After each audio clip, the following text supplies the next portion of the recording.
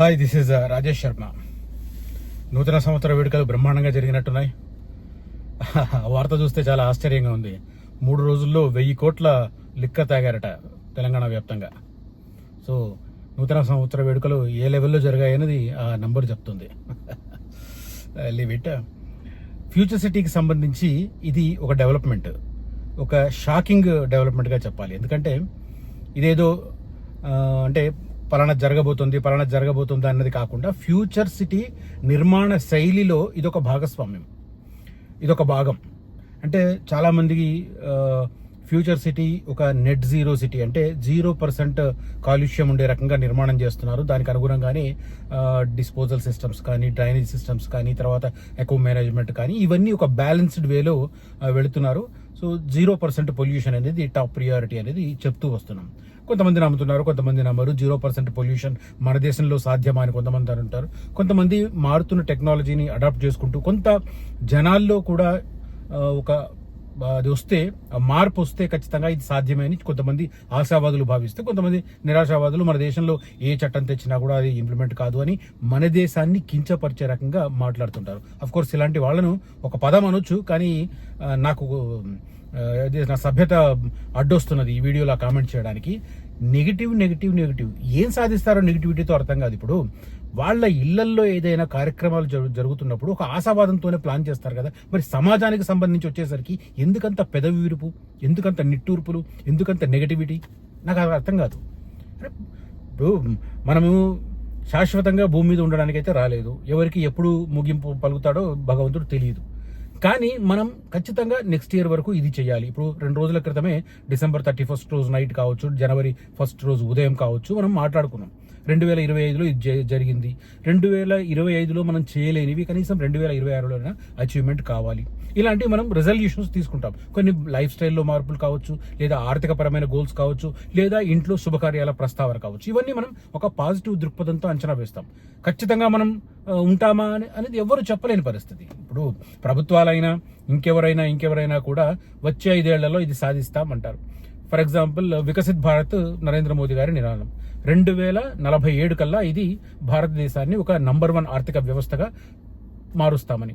గత 11 ఏళ్లలో మనకు తెలుసు భారత ఆర్థిక వ్యవస్థ ఇప్పుడు జపాన్ను కూడా అధిగమించి 4వ ప్లేస్కి వచ్చింది. నెక్స్ట్ ఇంకొక 4 ఏళ్లలో జర్మనీని కూడా అధిగమిస్తే టాప్ 3లో ఉంటాం. అమెరికా, చైనా తర్వాత ఇండియా ఉంటుంది ఆర్థిక వ్యవస్థలో.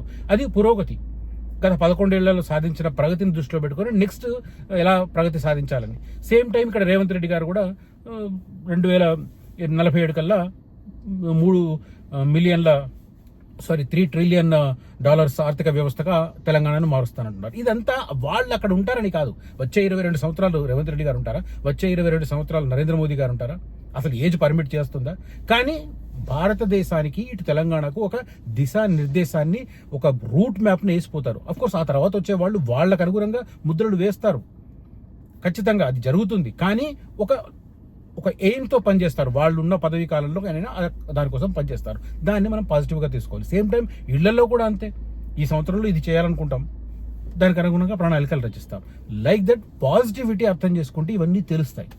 సరే, అది పక్కన పెడితే ఫ్యూచర్ సిటీని నెట్ జీరో సిటీగా ఉంచడానికి ప్రభుత్వం చాలా కీలకమైన ఒక నిర్మాణ శైలిలో ఒక కీలకమైన నిర్ణయం తీసుకుంది. ఆ నిర్ణయం ఏంటి, దాని ఇంపాక్ట్ ఎలా ఉంటుంది, అది ఎలా పనిచేస్తుంది, నేను ఈ వీడియోలో చెప్తాను. ఫస్ట్ ఏంటంటే అదేంటి అనేది ముందు చెప్తాను. తర్వాత అది ఎలా పనిచేస్తుందనేది మాత్రం చివరిలో చెప్తాను. సో దట్ మీరు వీడియో పూర్తిగా స్కిప్ చేయకుండా కంప్లీట్గా చూడండి. 100% వీడియో చూసిన వాళ్ళకి అది అర్థమవుతుంది. రైట్. ఫ్యూచర్ సిటీలో ఇన్వెస్ట్ చేయాలనుకున్న వారు కనిపిస్తున్న నెంబర్లో కాంటాక్ట్ చేయొచ్చు. ఫస్ట్ ఫ్యూచర్ సిటీని 3 భాగాలుగా చూడండి. ఫస్ట్ ఫేజ్ ఎక్కడొస్తుంది, సెకండ్ ఫేజ్ ఎక్కడొస్తుంది, థర్డ్ ఫేజ్ ఎక్కడొచ్చే అవకాశం ఉంది. ఇది స్టడీ చేసి రోడ్ కనెక్టివిటీస్ చూసుకోండి. కొత్త రోడ్లు ఏమొస్తున్నాయి, ప్రస్తుతం ఉన్న రోడ్ల మీదే చాలా మంది ఆధారపడుతున్నారు. రతన్ టాటా రోడ్ అనేది అసలు అందరికీ బుర్రలో ఎలా ఎక్కిందంటే అదో చాలా గొప్ప ఇష్యూ అనుకుంటున్నారు. అసలు Ratan Tata road first phase లో క్రాస్ చేసేది జస్ట్ 2 కిలోమీటర్స్. కానీ రతన్ టాటా రోడ్డుకు దగ్గర తీసుకోవాలి. ఇది అది అంటే ఒక రకంగా చెప్పాలంటే అది మూర్ఖత్వమే. కానీ వాళ్ళు అట్లా మూదులో పడిపోయారు. Ratan Tata road first phase ను క్రాస్ చేసేది జస్ట్ 2 కిలోమీటర్స్. ఎక్కడ అంటే స్కిల్ యూనివర్సిటీ దగ్గర నుంచి క్రాస్ చేసి కుర్మిద దాటిన తర్వాత అది కుర్మిద ఫారెస్ట్లోకి వెళ్ళిపోతుంది. అక్కడ నుంచి త్రిబులార్కి వెళ్ళిపోతుంది. ఈ జస్ట్ జరిగే దీనికి నార్త్ వైపు కొంతమంది చూస్తుంటారు. రాచలూరు, లేమూరు, ఆ ఏరియాలో ప్రభుత్వానికి గట్టిగా కొడితే ఒక 2000 ఎకరాలు కూడా దొరకవు. అఫ్కోర్స్ తిమ్మాపూర్ దగ్గర ఏదో తీసుకుంటున్నారు 800 ఎకరాలు, అది తప్ప వేరే ల్యాండ్ బ్యాంక్ పెద్ద ఎత్తున ఏం లేదు. రిజర్వ్ ఫారెస్ట్, కన్జర్వేటివ్ ఏరియా ఇవన్నీ ఉన్నాయి. కానీ రతన్ టాటా రోడ్డు మీద చాలామంది మోజు పడుతున్నారు. చాలా క్లియర్గా అర్థమైన వాళ్ళు నాతో పాటు పర్యటించి గూగుల్ మ్యాప్లు ఒళ్ళో పెట్టుకొని, నేను చూపించిన మ్యాప్ ఒళ్ళో పెట్టుకొని లెక్కలేసుకొని చూస్తున్న వాళ్ళు కూడా మిస్అండర్స్టాండ్, రాంగ్ స్టెప్ వేస్తున్నారు. సరే, అది పక్కన పెడదాం. సో తర్వాత ఏంటంటే క్లియర్ కట్గా ఈ నెట్ జీరో సిటీని పర్యవేక్షించడానికి ప్రభుత్వం చాలా స్పష్టంగా ఒక నిర్ణయం తీసుకుంది. ఇది చాలా ఆశ్చర్యకరంగానే ఉంటుంది. ఏంటంటే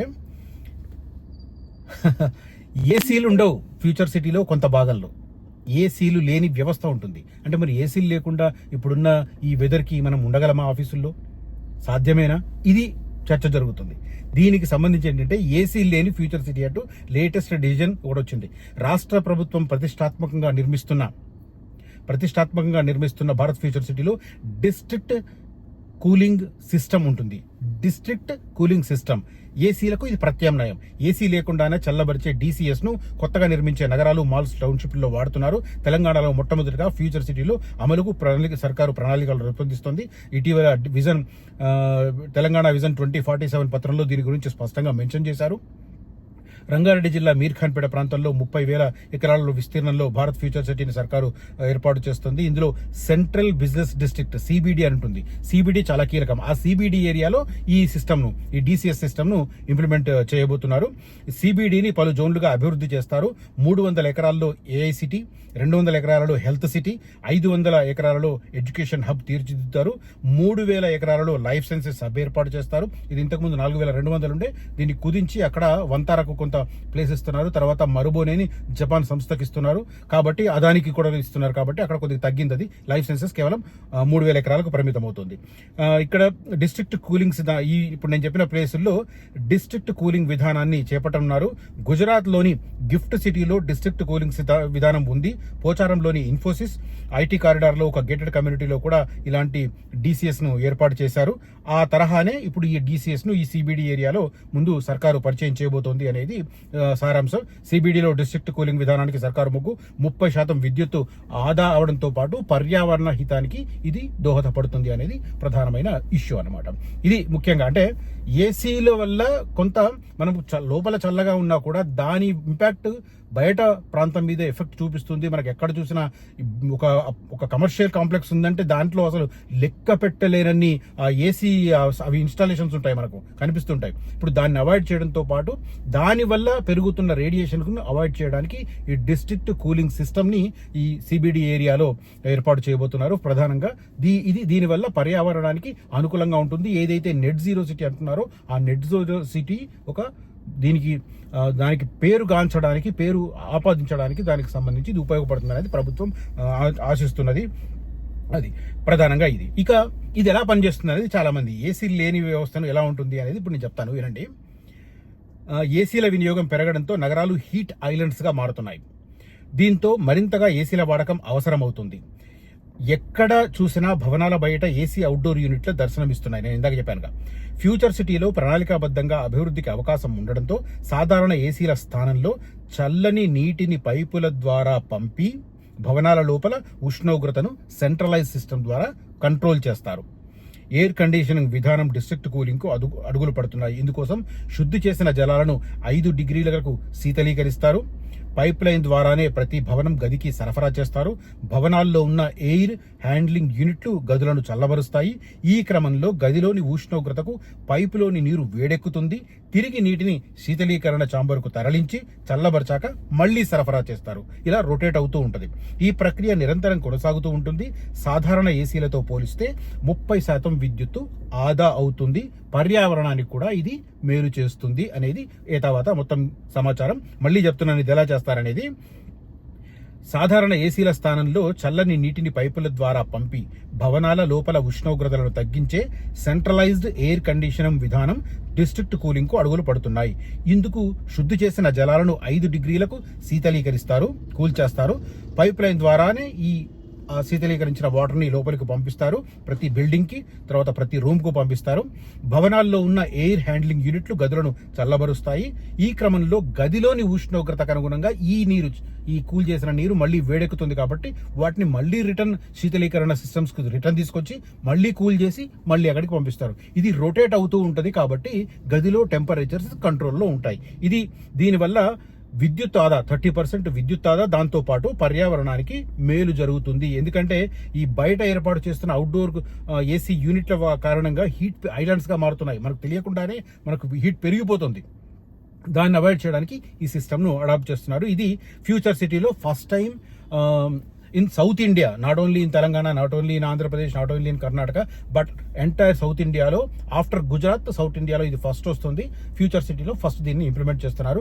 ఏసీల స్థానంలో DCS సిస్టమ్ ని వాడబోతున్నారు. దాన్ని CBDAలో ఫస్ట్ ఇంప్లిమెంట్ చేయబోతున్నారు. ఇది latest development with regard to future city. Right, ఈ ఇన్ఫర్మేషన్, ఈ సమాచారం అండ్ నా ఎక్స్ప్లెనేషన్ మీకు నచ్చితే ఈ వీడియోను లైక్ చేయండి, నలుగురితో ఈ వీడియోను పంచుకోండి. Thank you so much for watching this video. Signing off Rajesh Sharma.